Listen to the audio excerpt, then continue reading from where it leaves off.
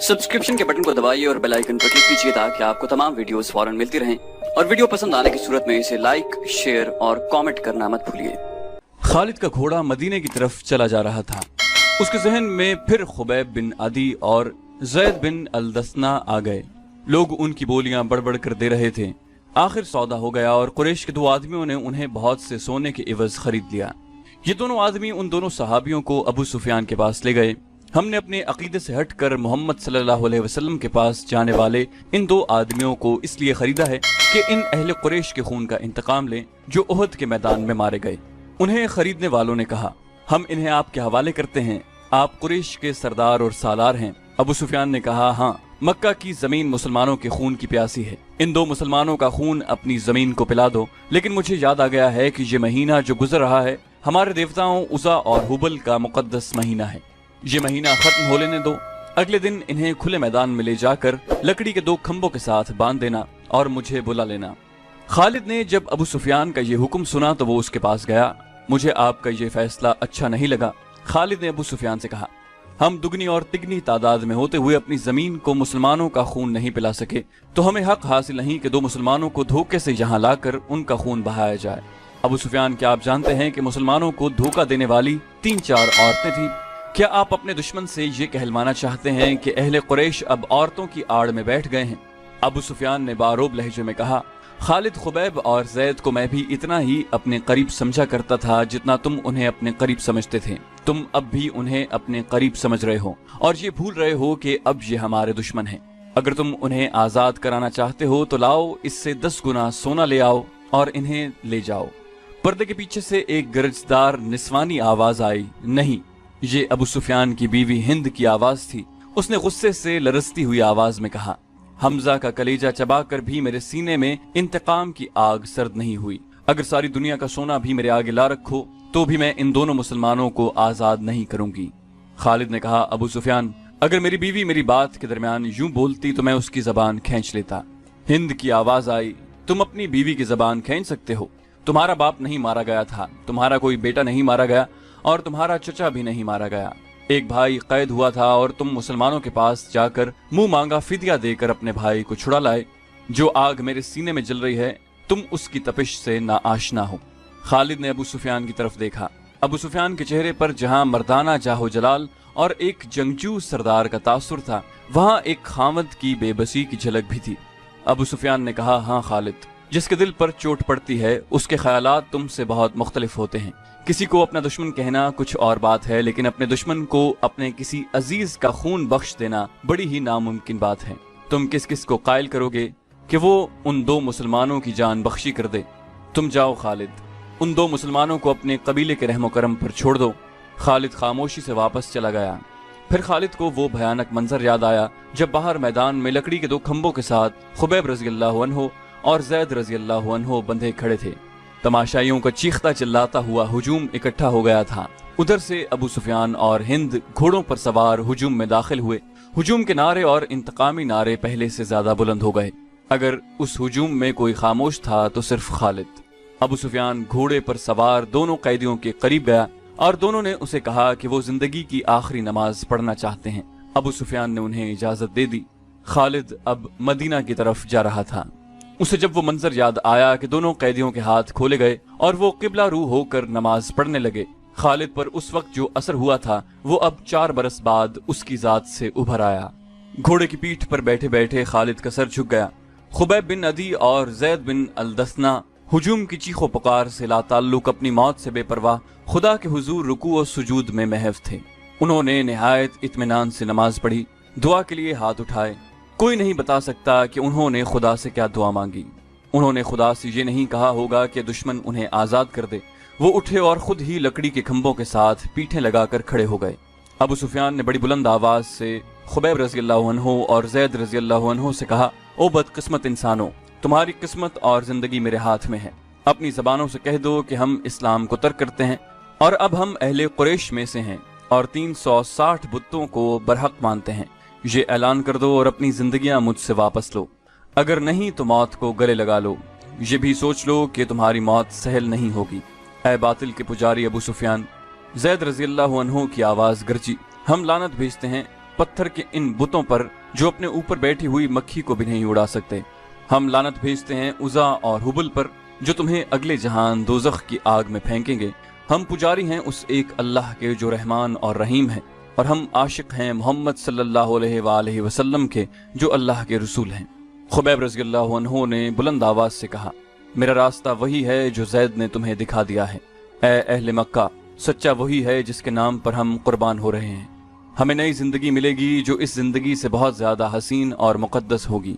अबू सुफियान ने हुक्म दिया, बांध दो इन्हें इन खंभों के साथ, ये मौत का जायका चखने के मुश्ताक हैं।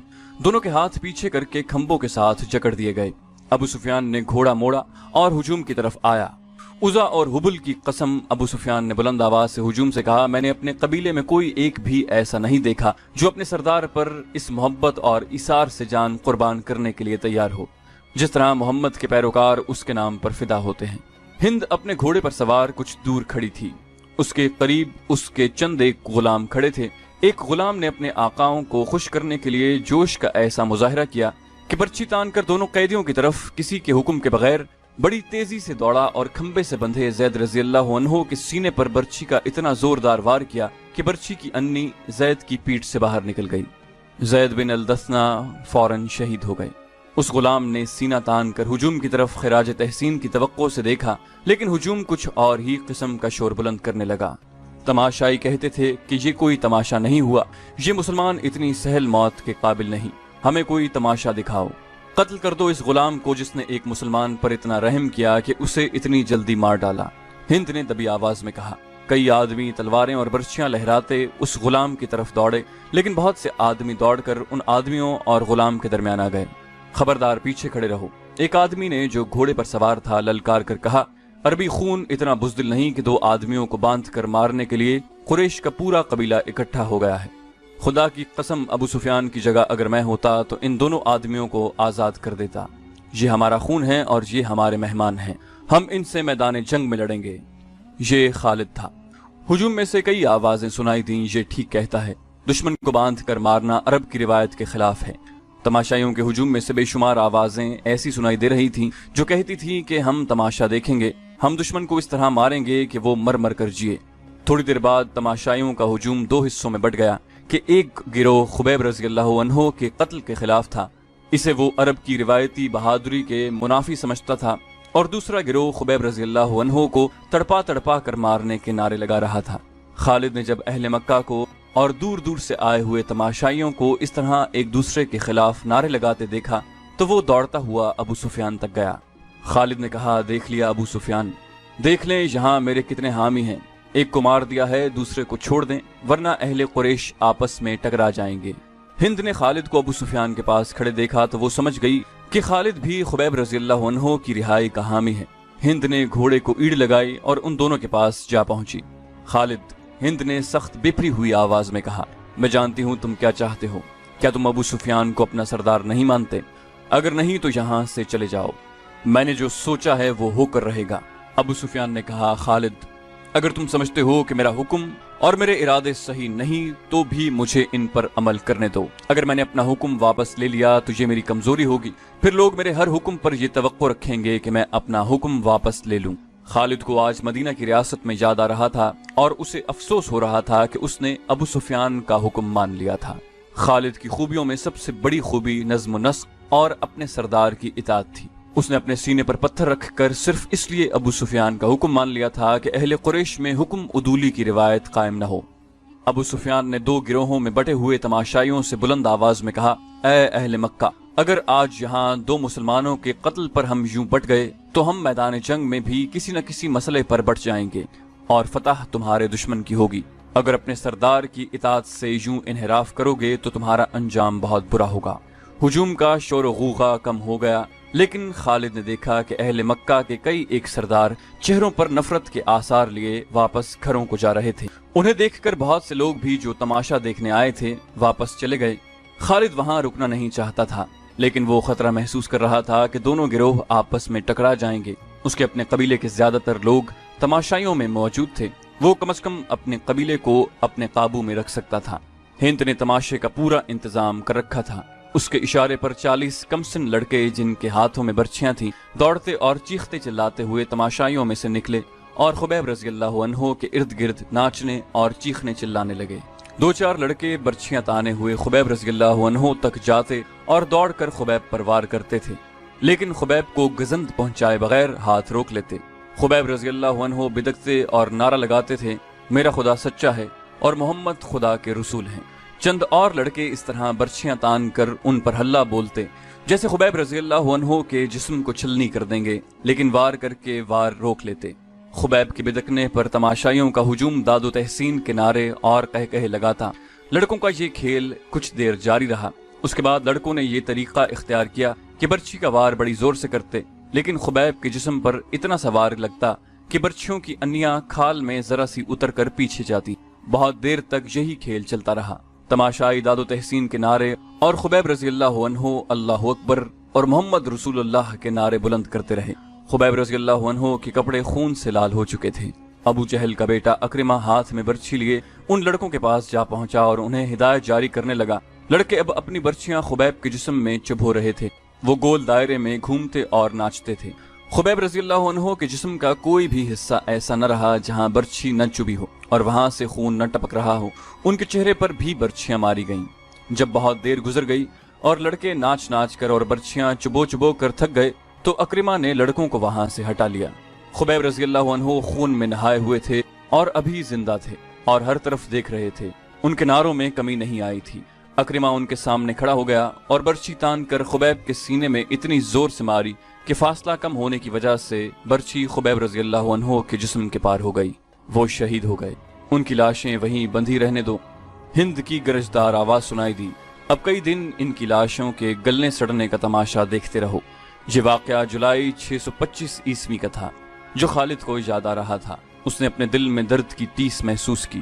خبیب اور زید رضی اللہ عنہ کے قتل نے قریش کے سرداروں میں اختلاف کا بیج بو دیا تھا۔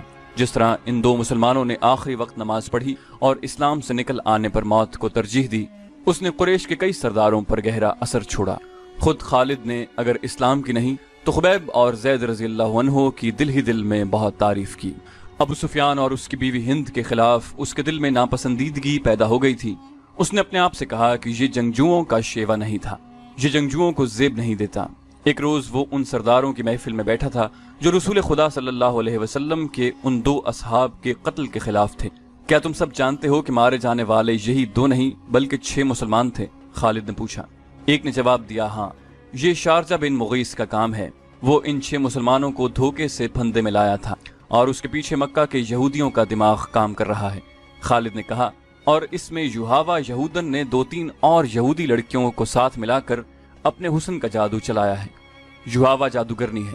ایک سردار نے کہا، بھائی کو بھائی کے ہاتھوں ذبح کرا سکتی ہے، کیا یہ خطرہ نہیں کہ یہودی ہمیں بھی ایک دوسرے کا دشمن بنا دیں؟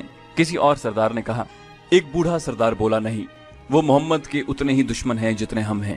یہودیوں کا مفاد اس میں ہے کہ وہ ہمارے اور مسلمانوں کے درمیان دشمنی اتنی پکی اور اتنی شدید کر دیں کہ ہم مسلمانوں کا نام و نشان مٹا دیں۔ ہمیں مسلمانوں پر شک نہیں کرنا چاہیے، ایک سردار نے کہا، بلکہ ضرورت یہ ہے کہ ہم یہودیوں کو مسلمانوں کے خلاف زمین کے نیچے استعمال کریں، لیکن ایسے نہیں جیسے شارجہ نے کیا۔ خالد نے کہا، اور ایسے بھی نہیں کہ جیسے ابو سفیان اور اس کی بیوی نے کیا۔ کیا تم سب جانتے ہو کہ یوحاوا مکہ کے چند ایک یہودیوں کے ساتھ مدینہ چلی گئی ہے؟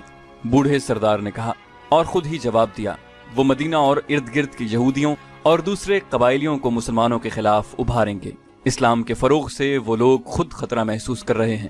اگر محمد کا عقیدہ پھیلتا چلا گیا تو اور میدان جنگ میں محمد کے پیروکاروں کا جذبہ یہی رہا تو جو ہم دیکھ چکے ہیں تو خدائے یہودا کا سورج غروب ہو جائے گا۔